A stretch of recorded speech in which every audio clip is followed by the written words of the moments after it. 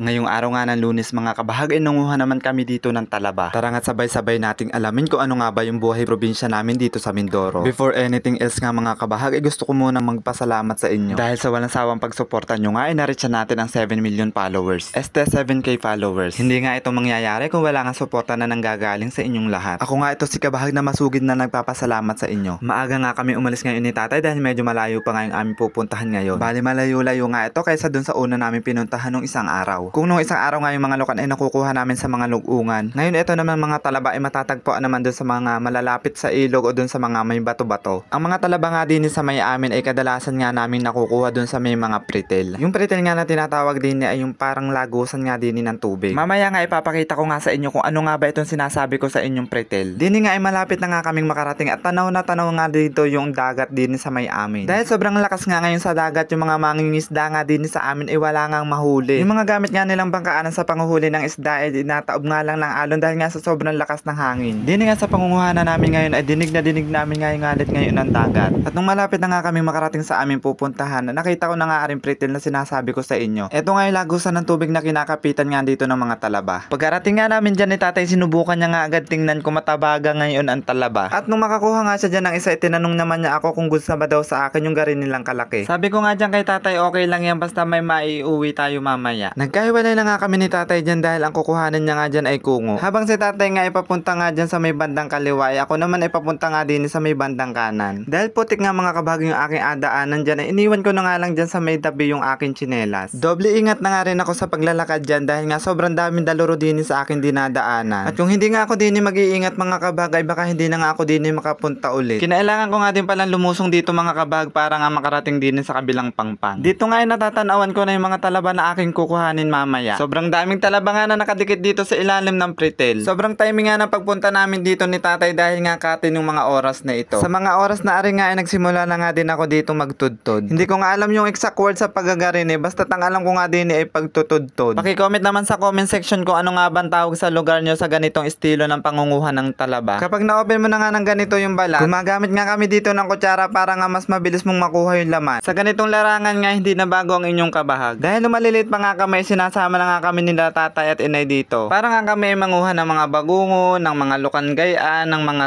susong Maria, pati na nga rin yung bakas kabayo. Minsan nga pagrating namin sa bahay, ikaw pa nga yung mag-alako-lako ng mga nahuli mo. Minsan nga pagpalit na nga lang namin ng bigas dahil nga sa sobrang dami nga ng anak naman ng inay. Kahit nga ganun yung buhay namin dati, aba napalaki din nga naman ng inay Nung alas 3 na nga tinawag na nga rin ako diyan ni tatay para kumain. Inabot ko pa nga siya dyan na nag-iihaw ng isang bungkus ng talaba. Sabi nga dyan ni tatay na iihaw ko na din daw yung isang bungkus na tinira niya para sa akin. Nung makatapos na nga din kami dyan makapag-ihaw ay nagsimula na nga din kami diyan kumain.